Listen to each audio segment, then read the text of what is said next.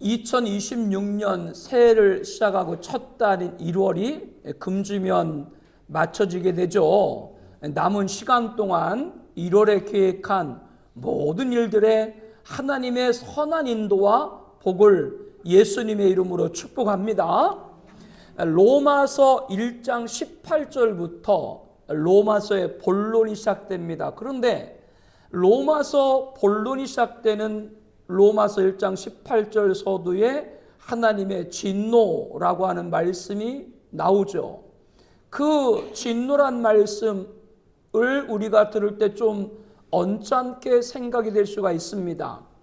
모든 믿는 자에게 구원을 주시는 하나님의 능력, 그 하나님은 우리들이 사랑의 하나님으로 알고 있죠. God is love.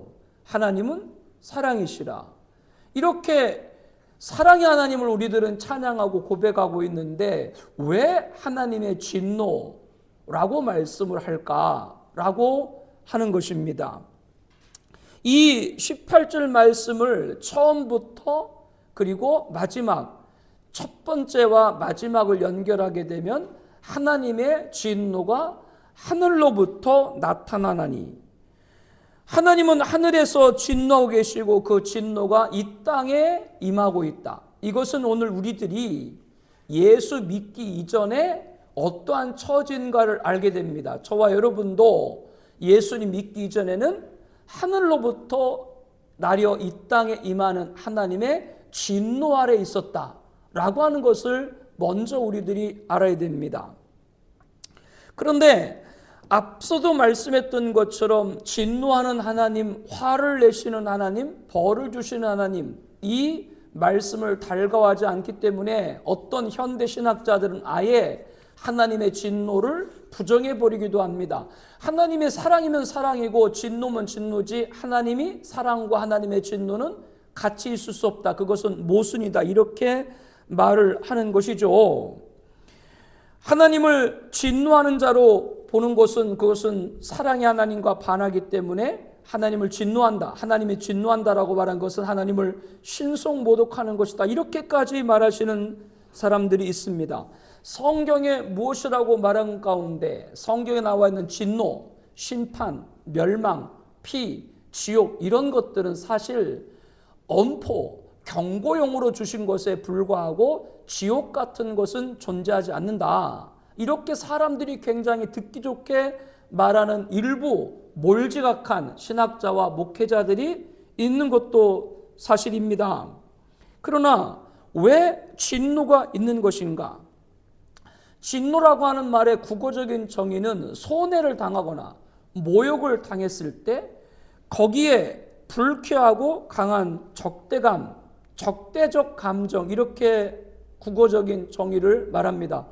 이것은 하나님의 진노와는 사실상 맞지 않습니다. 왜냐하면 하나님은 영이신 분이고 완전하신 분인데 그분이 무슨 불쾌할 게 뭐가 있고 손해볼 게 뭐가 있고 그분이 인간을 향해서 적대적인 감정을 나타낼 게 뭐가 있습니까? 단 인간의 언어로, 인간의 말로 하나님의 또 다른 사랑 외에 또 다른 면을 설명해야 되는데 거기에 마땅하게 설명할 단어가 진노라고 하는 것이 있기 때문에 진노라고 하는 걸 사용했지 국어적인 그런 정의로 진노를 보아서는 안 된다라고 하는 것이죠. 그러면 하나님의 진노는 무엇인가? 이거를 우리가 먼저 알아야 될 필요가 있습니다. 첫 번째는 죄를 조금도 용납하지 못하시는 하나님의 거룩한 품성 때문에 나타나는 반응, 이렇게 말할 수 있습니다. 간단하게 요약을 하면 죄에 대한 하나님의 거룩의 반응이다 라고 하는 거죠. 우리가 잘 아는 것처럼 하나님은 어떤 분이세요? Holy, 아주 거룩하신 분입니다. 출애굽기 19장 22절에 보면 또 여호와에게 가까이 하는 제사장들에게 그 몸을 성결하게 하라. 나 여호와가 그들을 칠까하노라.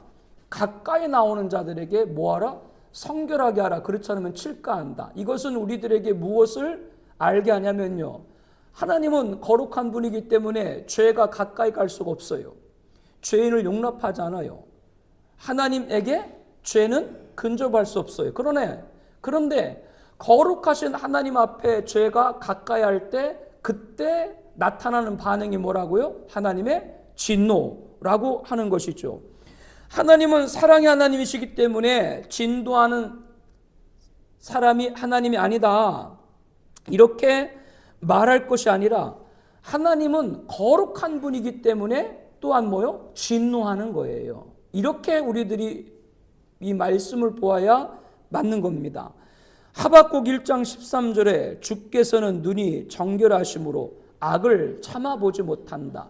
하나님은 패역을 가만히 묵고하지 않으신다라고 하는 것이죠. 그렇기 때문에 하나님의 진노는 하나님의 거룩한 본성의 또 다른 표현, 그것이 바로 하나님의 진노라고 하는 겁니다.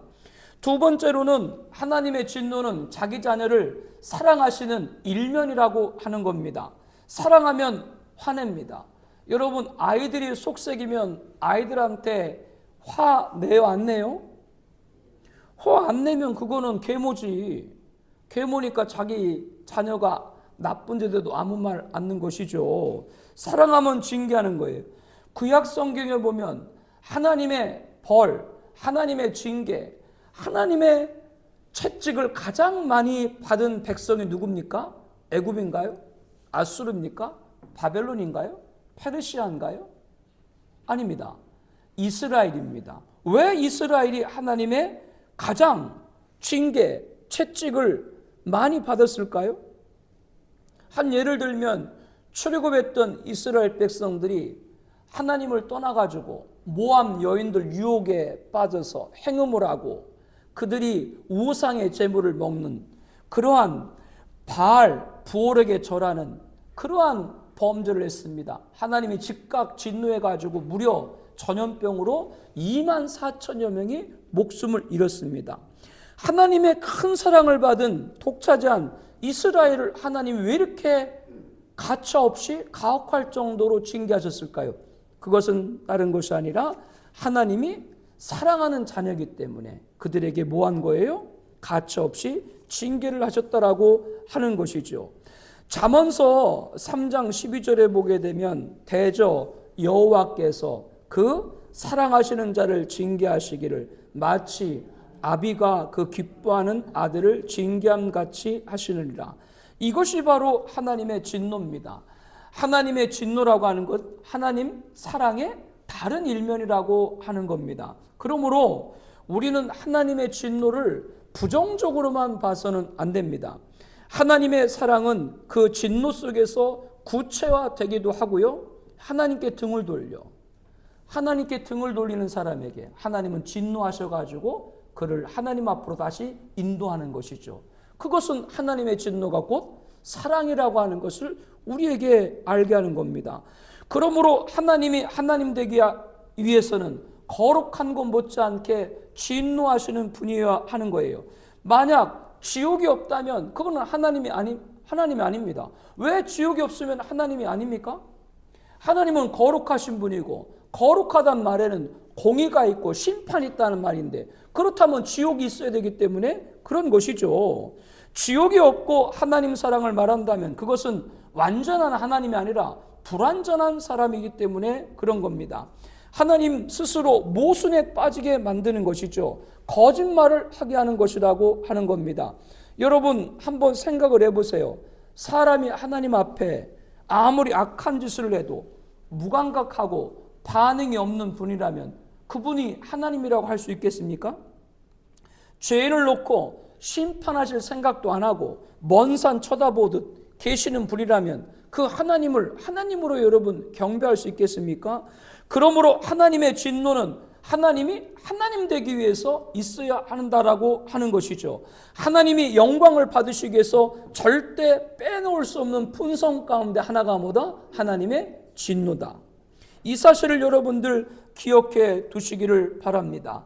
하나님의 진노가 불의로 진리를 막는 사람들의 모든 경건하지 않음과 불의에 대하여 하늘로부터 나타나노니 이 말씀은 우리들에게 하나님이 무엇에 진노하는가에 관해서도 말씀하고 있습니다. 첫 번째는 경건하지 않음에 관해서 진노하고 계시고 두 번째로는 불의에 관해서 진노하고 계십니다.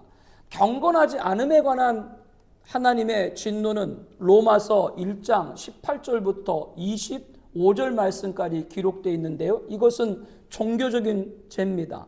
하나님을 공개적으로 대적하는 것입니다. 가장 무서운 죄 중에 죄입니다. 불의는 로마서 1장 26절부터 32절까지 기록되어 있는데요. 이것은 이웃, 사람들을 공격하는 겁니다. 다른 말로 표현하면 도덕적인 죄인 것이죠.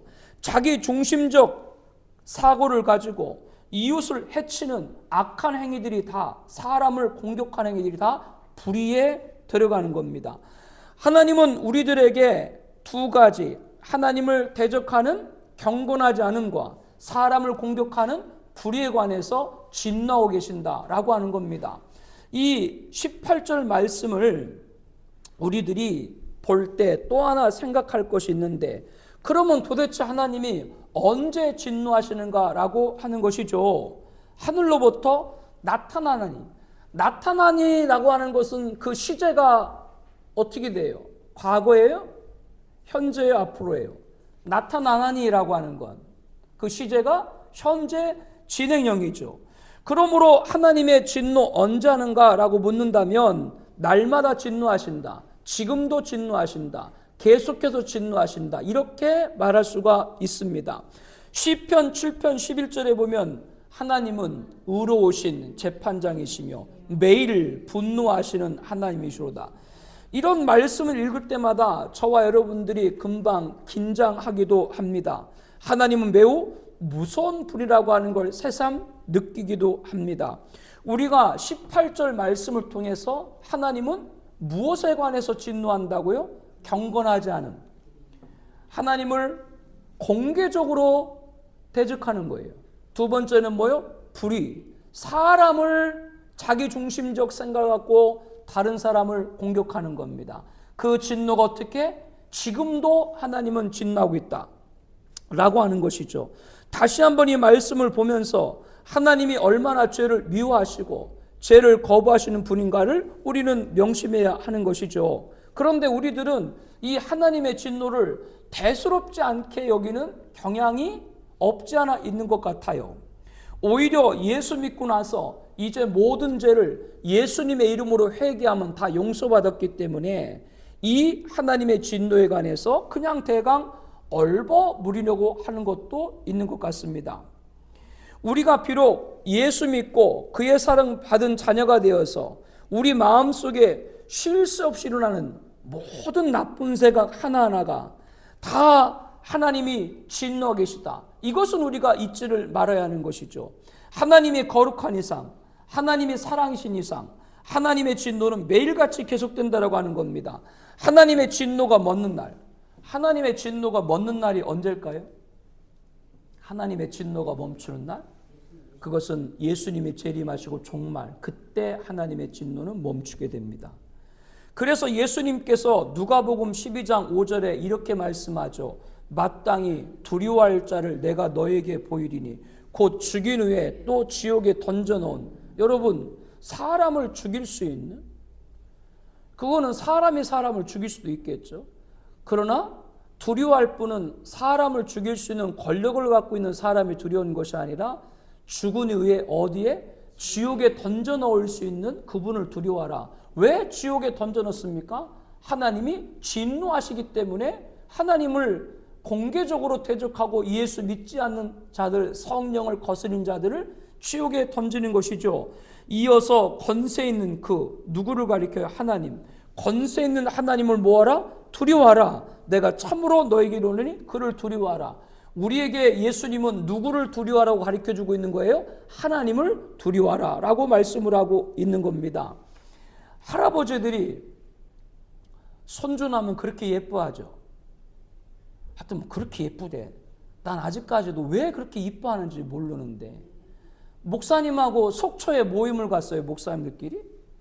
근데 새벽에 한 목사님이 일어나더니 갑자기 창가 쪽으로 시선을 향하면서 눈물이 약간 고이려고 그래요. 그래서 목사님 왜 이게 좋은데 여행 오셔가지고 눈에 눈물이 고이시려고 그러시냐고 했더니 손자가 생각이 난대. 그런데 그렇게 너무 이뻐하니까 옛날에 우리 어릴 때는 시골의 할아버지들이 수염을 길었어요. 그러니까 손자가 너무 이뻐하니까 그 손자가 할아버지 수염을 어떻게 해요? 뽑는데 그럼 옆에는 그 엄마나 아빠가 말려야 될 거 아니야. 이쁘다고 가만 놔두고 있네. 혹시 우리들이 그렇게 버릇없는 손자처럼 하나님 앞에 그 두려움을 잃어버리고 있지 않나? 우리들이 한번 경각을 해야 하는 것입니다. 그런데 우리들에게 의문이 듭니다.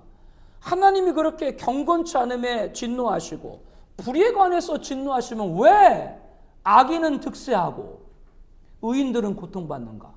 라고 하는 것이죠. 왜 사회에 악한 사람들이 저다지도 형통할 수 있는가? 엊그저께 캄보디아에서 전 세계를 동원해가지고 73명의 범죄 조직을 다 우리나라로 압송해 왔죠. 거기 한 부부가 있는데 수박억 대를 사람들로 하여금 갈취를 하고 사기를 한 거죠. 얼굴 성형까지 하면서 얼마나 그런 사람들이 잘 먹고 잘 살았습니까? 국가적으로 지금 큰 어려움을 끼치고 사회적으로 큰 손해를 끼쳤던 사람들이 왜 그런 무리를 일으키고도 떵떵거리며 살고 있는데 하나님이 진노하는 분이라면 왜 그들을 그대로 내버려 두실까라고 하는 겁니다. 여러분도 그런 거 느껴져요? 안 느껴져요? 느껴지시죠? 악한 자가 벌받기보다는 정말 한번 손 좀 봤으면 좋겠다라고 생각하는 악한 자가 고통받기보다는 아무 잘못 없는 그런 정말로 신실하게 믿음으로 살고 선하게 양심으로 살려고 하는 사람들은 참 지긋지긋하게 문제 어려움과 고통을 당하는 것 여러분들 봐야 안 봐요? 그런데 이게 어떻게 하나님이 진노하는가? 하나님이 혹시 진노 대상자를 잘못 골라가지고 의인이 고통받고 악인은 형통한가 하는 거 이런 생각도 들 때가 없지 않아 있어요. 하나님의 진노가 하늘로부터 지금 임한다면 왜 그 의인들은 그렇게 순을 당하느냐? 악인들은 그렇게 대대손손, 죄송한 말로 돌아가신 분 얘기해서 좀 죄송합니다만은 전직 대통령 돌아가시고 나서 수천억대 비자금 한 푼도 안 내고 뭐 26만 원밖에 없대나? 그런데 그 자손들이 얼마나 떵떵거리고 삽니까? 3대가? 4대가? 이런 것 볼 때 너무나도 불공평해요. 이만희 같은 이단 교주들 보세요. 아직도 노익장을 과시하면서 추종자들에게 자기가 재림 예수라고 추앙을 받으면서 성도들을 집단적으로 정당에 입당을 시켜가지고 정치에 개입을 해가지고 자기 목적을 이루려고 하고 그뿐인가요? 그 신도들 재산을 다 갈취해가지고 기성교회에 있는 성도들 잘못된 악한 길로 포교 활동을 지금도 그렇게 하면서 뭐 가평에 무슨 뭐 평화의 성전이라나 뭐나 짓고서 얼마나 잘 먹고 잘 삽니까? 이러한 악인들의 득세를 볼 때 우리 하나님이 진노 실체에 대해서 정말 의문이 아니 들 수가 없습니다. 오늘 이런 걸 보면서 저와 여러분들이 하나님이 정말로 불의에 진나오고 계시는가? 이런 회의 아닌 회의가 될 때가 있어요. 성경을 보게 되면 하나님께서 즉각적으로 심판한 것도 있긴 있습니다. 대표적인 것이 어디예요? 소돔과 고모라죠.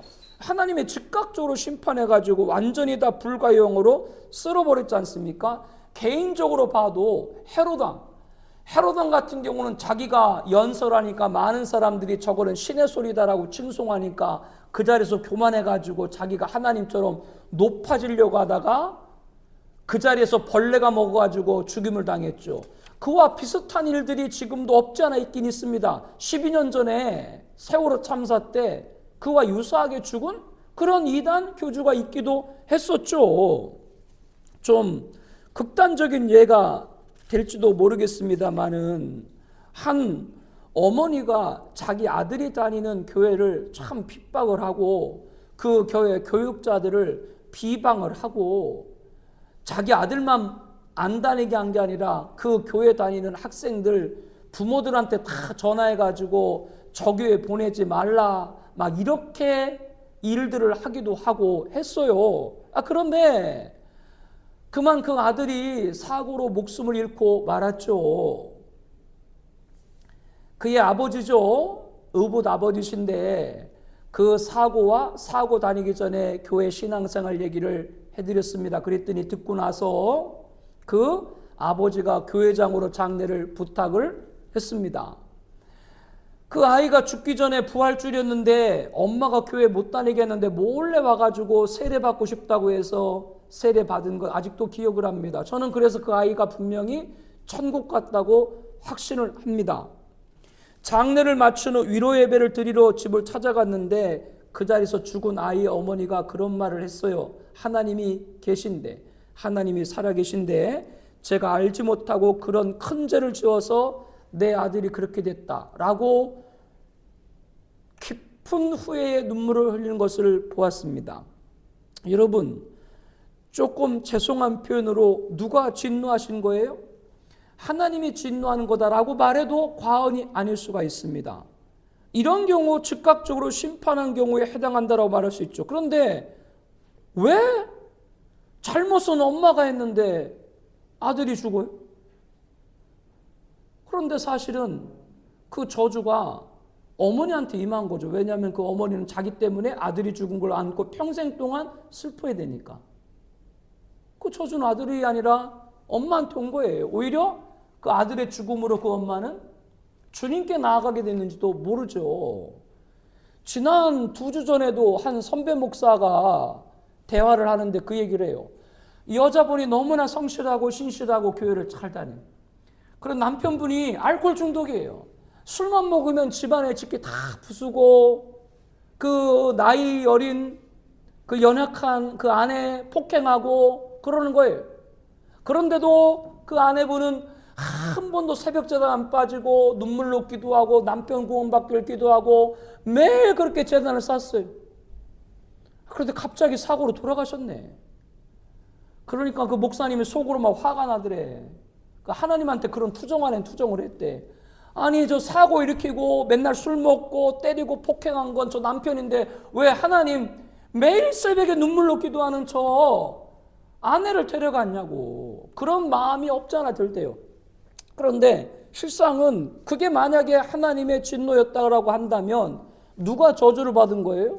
남편이 저주받은 거지. 자기가 그렇게 하다가 아내가 이렇게 죽었는데. 그런데 이런 것은 참 드물어요. 이렇게 즉각적으로 국가적으로나 개인적으로 하나님이 심판하고 그 저주를 내리는 것은 별로 많지 않아요.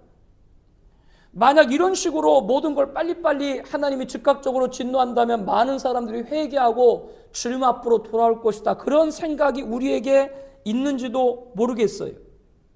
그러나 사랑하는 성도 여러분, 그것은 우리가 하나님을 잘못 알고 있는 거예요. 왜 잘못 알고 있느냐? 그것은 하나님의 진노의 성격을 잘 알지 못하기 때문에 그래요. 하나님의 진노는 뭐냐? 하나님의 진노는 잘못했을 때 즉각 그 저주와 형벌을 내리는 게 그것만이 하나님의 진노가 아니라 하나님의 진노의 성격은 하고 싶은 대로 내버려 두는 겁니다. 로마서 1장 24절에 말씀하죠. 그러므로 하나님께서 그들의 마음 정욕대로 더러움에 내버려 두사 26절에 말씀하죠. 이 때문에 하나님께서 그들을 부끄러운 욕심에 내버려 뒀으니 28절에 말씀하죠. 또한 그들이 마음에 하나님 두기를 싫어하며 하나님께서 그들 그 상실한 마음대로 내버려 두사. 이렇게 세 말씀의 요지는 뭐예요? 사람이 욕심나는 대로 무슨 짓이든 하는 대로 다 그냥 허용해 둔다. 이것이 뭐요? 하나님의 진노다 그 말이에요. 그냥 하고 싶은 대로 내버려 둔 것. 우리는 이것을 바로해야 됩니다. 굉장히 중요합니다. 이 세상에는 사람들이 자기가 하고 싶은 거 그게 뭐가 죄냐 이렇게 말하는 사람이 있어요. 내가 지금 고생하고 열심히 돈 버는 게 다른 사람 눈치 안 보고 내 하고 싶은 대로 하려고 내가 지금 이렇게 열심히 일하고 돈 버는데 그게 뭐가 잘못됐냐 이렇게 말하는 사람들이 있습니다. 만약 우리가 마음대로 즐기고 원하는 대로 살고 수단과 방법 가리지 않고 하는 일마다 잘 되고 무슨 일을 해도 브레이크가 걸리지 않고 우리 행동에 도덕성에 문제가 안 된다. 악을 행해도 거기에 어떤 제재가 없다. 사람들은 그걸 자유다, 형통이다 생각하겠지만 그러나 이것이 성경적으로 볼 때 하나님의 진노다. 그냥 내버려 두는 거예요. 그러나 많은 사람은 그것이 하나님의 진노인 줄 모릅니다. 입시를 몇 달 앞둔 고3이 공부하기 싫다고 집을 나가버렸네. 부모가 찾아가서 설득을 하고 안 돼서 호통을 쳐도 안 돼요. 아무 방법을 다 동원해도 아들이 말을 듣지 않으니까 어떻게 할 바가 없어가지고 그 아빠가 아들한테 뭐라 그래요? 그래, 네 맘대로 해라. 그럼 네 맘대로 하라 그 말이 아빠가 아들에게 자유를 준 거예요? 자유를 준 것 같이 보이겠죠. 그러나 그것은 뭐예요? 이와 같이 내버려 두시는 하나님의 진노도 비슷하다라고 하는 겁니다. 당장 이 사람 때리고 저 사람 죽이고 그것이 하나님의 진노다. 그렇게만 알면 안 된다라고 하는 것이죠. 이 말은 바꿔 말하면 여러분들이 실패하고 고통을 당하는 것, 그거는 하나님의 진노를 우리에게 면하게 해주시는 표현 줄로 믿습니다. 고통을 당하고 진노를 당했으니까 그 어려운 가운데 주님 앞에 왔죠. 교만하지 않았죠. 여러분 생각대로 했어요? 교만했지. 그럼 여기 자리 있어요? 여기 자리 없지. 그렇기 때문에 내 생각대로 안 된 것, 그것이 뭐요? 오히려 나를 사랑하신다라고 하는 것이죠. 만약에 내 생각대로 되는 대로 내버려뒀다라고 하면 그것은 하나님의 진노가 나에게 임하고 있다라고 하는 겁니다. 이 자리에 이와 같이 저와 여러분 다 포함해서 하나님이 그냥 내버려두지 않았기 때문에 예수님 품으로 우리가 돌아오게 된 줄로 믿습니다. 그게 바로 오늘 우리들이 이 성경을 볼 때 하나님의 진노의 성격을 바로 알아야 된다. 오히려 간섭을 받고 제재를 받는 편이 복이 있는 것인 줄로 믿습니다. 근데 여러분들 목사가 제재하고 간섭하면 좋아요? 싫어요? 목사가 이렇게 하라 그러면 그것처럼 듣고 싶은 거 없죠. 하려고 하다가도 목사가 이렇게 하면 안 하죠. 이 침묵은 뭔가요? 두 번째로 하나님의 진노의 성격은 쌓아놓는 거예요. 그때마다 즉시 심판하지 않고 계속 쌓아놓는 것을 말합니다. 우리 말씀 로마서 2장 5절 볼까요? 다만 내 고집과 회개하지 아니한 마음을 따라 진노의 날 곧 하나님의 의로운 심판이 나타나는 그날에 이 말 진노를 내게 쌓는도다. 진노를 어느 시점까지 쌓아놓는다라고 하는 것이죠. 마치 댐 속에 물을 가둬놓는 것 같아요. 댐 속에 물을 가둬놨다가 다 차게 되고 나중에 수문을 열게 되면 얼마나 무서운 힘으로 물이 쏟아집니까? 하나님께서 정하신 진노의 날이 있고 그날까지 뭐요? 쌓고 계시다라고 하는 것이죠. 벌이 없어진 것이 아니라 벌을 유보하고 계시다라고 하는 겁니다. 이것이 우리가 생각할 때 굉장한 공포인 것이죠. 군대 용어로 표현하면 사정거리 안에 들어올 때까지 기다리는 것이죠. 만일 하나님이 악을 범하는 자를 행할 그때마다 즉시 눈에 보이게 진노하신다고 한다면 오히려 그 사람은 하나님의 사랑을 받는 거예요. 표를 내지 않고 쌓아주시기만 하는 것, 그거는 오히려 하나님의 진노를 받는 것이라고 하는 것이죠. 어렸을 때 엄마 아빠한테 듣는 말 중에 제일 무서운 말이 뭔지 알아요? 너 두고 보자. 근데 두고 보자는 사람 치고 무서운 사람 없다 그러는데 어릴 때는 그 말이 너무나 무서워가지고 아이고 언제 엄마가 호통을 칠까 회초리를 들까 그 생각에 밤에 잠도 잘 못 잘 때가 있죠. 하나님의 진노도 이와 같은 무서운 성격이 있다고 하는 걸 기억해야 됩니다. 그러므로 지혜자는 두려워야 될 것이고 미련한 자는 잘했다고 방정할 것이죠. 세 번째, 하나님의 진노에는 폭로하지 않고 가만히 덮어두는 것이 하나님의 진노의 성격이에요. 로마서 2장 16절 말씀 봅니다. 곧 나의 복음이 이른 바와 같이 하나님이 예수 그리스도로 말미암아 사람들 은밀한 것을 심판하시는 그날까지라. 여기 은밀하시는 심판하는 그날까지, 이 말씀은 어떤 의미예요? 지금은 뭐요? 그 은밀한 게 드러날 때가 아니기 때문에 덮어두고 있는 것뿐이다. 사람들은 탄로가 안 되는 것을 행운으로 생각합니다. 예수님이 말씀하신 대로 세상 사람들은 악하기 때문에 빛으로 오신 예수님 앞으로 나오기를 거부하는 것 같아요. 조금 죄송한 표현으로 윤석열 전 대통령과 김건희 여사 하나님이 사랑하는 거예요. 사랑하니까 다 드러나게 하지. 빨리 깨달아야 됩니다. 왜 있는 건 성경책을 읽고 왜 지도는 법사한테 받아? 그런 짓을 왜 해? 아직도 하나님 무서운 줄 모르고. 사랑하니까 다 드러나는 거예요. 그분이 무기징역 아니면 사형 나오지 않겠습니까? 뭐 다른 게 있겠어요? 무기징역 나오고 사형이 나와서 교도소에서 영어의 몸으로 돌아가실 때까지 못 나올다 할지라도, 그래서 자기 모임은 자유가 없고 굴레받을 줄 할지라도 거기서 하나님을 만난다면 그게 그분에겐 복인 줄로 믿습니다. 우린 여기 아멘 할 수 있어야 돼요. 목사님 너무나 무서운 말 아닙니까? 아니죠. 사랑하니까 드러난 거죠. 뭐 주변에 그런 짓 하고, 여러분 죄송한 말로 그분만 그런 짓 했나요? 죄송한 말 할 때 조금 더 죄송한 말 할까요? 우리나라 역대 대통령 가운데 도덕질 안 하신 분이 있어요, 없어요? 있어요? 우리나라 역대 지도자 가운데 도덕짓 안 하신 분이 계세요, 없어요? 근데 그분들 가운데 어떤 분은 다 드러나가지고 그렇게 살기도 하고, 어떤 분은 하나도 안 들어가지고 3세대가 떵떵거리면서 살잖아요. 그럼 도대체 누가 복인가? 지금 보기엔 그분들이 저주받은 것 같지만 저는 저주받았다 보지 않습니다. 복이지. 하나님 앞에 돌아오라는 기회를 그 인생 마지막에 준 거죠. 우리도 마찬가지입니다.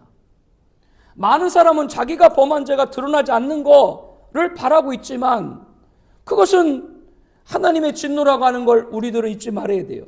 그러므로 사람에게 가려진다고 해서 하나님이 모르실 리가 없는 것이죠. 하나님께서 알고 계신 이상 그냥 무사히 넘어갈 수 없습니다. 심판날이 기다렸기 때문이죠. 그러므로 모른 채 하고 가만히 있는 것, 그것이 오히려 무서운 겁니다. 오히려 끝까지 가만둔다. 그러면 그 사람은 더 하나님의 진노가 임하고 있다라고 하는 겁니다. 잘못을 뉘우쳐 다시 돌아오게 된다면 그것은 하나님의 진노가 사랑이라고 하는 표라고 하는 거예요. 사람들은 거꾸로 판단합니다. 매를 맞는 건 화고 무사한 것은 복이다. 그러나 하나님의 진노에는 그와 반대되는 성격이 있는 거예요. 매를 맞는 게 오히려 복인 거예요. 성경 구절을 암송을 하고 자기가 좋아하는 구절을 SNS나 이런 데 올리시는 분들 계신데 성경의 앞뒤를 딱 잘라가지고 올리시는 분이 가끔 있어요. 이 자리에는 없어요. 제발 성경 구절이라도 올리기라도 해. 좀 기는 자는 좀 들을지어다. 어떤 분은 뭐 딱 앞뒤 잘라가지고 하나님은 근심을 주지 아니하시는 분이다. 그것만 딱 그 앞뒤의 배경이 뭔데? 그러니까 자기가 좋아하는 것만 보겠다라고 하는 것이죠. 지금까지 여러분들에게 하나님의 진노가 무엇이고 그 진노가 어떤 성격을 갖고 있는지에 관해서 말씀드렸죠. 하나님은 지금도 맹렬하게 하늘로부터 경건치 않음과 불의에 관해서 진노하고 계십니다. 경건치 않음은 뭐라 그랬어요? 하나님을 공개적으로 대적하는 것. 불의는 뭐라 그랬어요? 이웃을 자기만 생각하고 이웃을 공격하는 것. 이런 자들에 관해서 하나님은 지금도 진노하고 계신다. 그런데 그 진노를 우리들은 성격을 잘 알아야 된다고 말씀을 드렸습니다. 예수 없이 잘 되는 사람들, 예수 없이 만약 행복하기만 한 사람들, 남몰래 죄를 범해도 바다에 돌을 던진 같이 가라앉아가지고 드러나게 보이지 않는 안도하고 숨을 쉬는 사람들, 그것이 그들에게는 복이라고 할지 모르지만 그것은 하나님의 진노다. 이렇게 여러분과 말씀을 나눈 거예요. 하나님의 진노는 너무나 무섭습니다. 그러면 오늘 성경 여러분과 나누면서 하나님의 진노만 보고 끝난다. 그럼 우리들에게는 길이 없죠. 하나님은 진노 하나님이시고 그 진노 또한 뭐의 일면이라고 그랬어요? 하나님의 사랑의 일면이기 때문에 하나님은 진노하시지만 그 진노에서 벗어날 길을 우리에게 주신 줄로 믿습니다. 그래야 하나님이지. 그래야 하나님인 것이지. 그러면 하나님이 진노하시지만 자기를 사랑하는 자에게 그 진노를 벗어날 길을 주신 것이 뭐냐? 로마서 5장 9절입니다. 그러면 이제 우리가 그의 피로 말미암아 의롭다 하심을 받았으니 더욱 그로 말미암아 진노하심에서 구원을 받을 것이다. 우리가 하나님의 진노하심에서 구원을 받는 건 뭐요? 피, 예수님의 십자가입니다. 주님은 이 길을 주신 거예요. 마냥 하나님은 호통만 지고 끝나는 분이 아니에요. 그렇기 때문에 너희들한테 뭐를 줬다? 십자가를 줬다. 왜 십자가가 하나님의 진노를 피하는 길입니까? 다른 것이 아니라 우리가 받아야 될 모든 진노를 예수님이 다 받으시고 십자가에 주신 줄로 믿습니다. 그게 십자가의 능력인 거예요. 그래서 예수 믿는 거예요. 설사 우리들이 지난 시간, 지금 시간, 앞으로 어떤 죄를 범할지라도 그 십자가 앞에 나가면 용서받는 것이죠. 단 항상 그 하나님께서 뭐요? 진노하고 계신다라고 하는 건 저와 여러분들이 잊지를 말아야 됩니다. 그러므로 우리의 시선이 항상 갈보리 언덕의 십자가를 향하기를 바랍니다. 거기에 답을 얻어야 돼요. 뭐 내가 이런 어려움이 있고 고통이 있고 문제가 있고 아픔이 있다. 다른 길에 치유가 있고 회복 있는 거 아니에요. 십자가입니다. 우리들이 받아야 될 지옥의 형벌의 저주를 주님이 받으셨는데 그 주님의 십자가가 나의 치우치 못할 것이 어디 있고 해결치 못할 문제가 어디 있고 풀지 못할 그런 어려움이 어디 있겠어요. 그 십자가에 다시 한번 나가는 우리가 되길 축복합니다. 살 길은 그것밖에 없어요. 그러므로 오늘 우리가 이렇게 고백하기를 원합니다. 내가 과거에 예수 모르고 살 때 저를 가만 내버려 두지 않고 꺾어서라도 교회로 오게 하신 것 감사합니다. 이렇게 고백하는 우리가 되길 바랍니다. 끝까지 기다리지 않고 덮지 않고 내 마음을 충동시켜서 예수님 믿도록 한 것 감사합니다. 이렇게 고백하기를 원합니다. 어떤 경우는 실패를 통해서, 어떤 경우는 병을 통해서, 어떤 거는 가난을 통해 가지고 하나님 앞에 엎드릴 수밖에 없게끔 하셨으니 감사합니다. 이렇게 고백한 우리가 되기를 바랍니다. 하나님의 진노를 예수님께서는 우리의 진노를 예수님이 다 받으셨기 때문에 동이 서에서 먼 것 같이 우리 죄를 다 옮기신 거예요. 그렇다면 여러분들 아직도 안 믿는 사랑하는 가족 또 여러분이 아끼는 분이 있을 때 그들이 예수 안 믿는데도 너무나 건강하고 하는 일마다 잘 되고 무엇 하나 부러울 곳이 없는 사람들 주변에 있죠.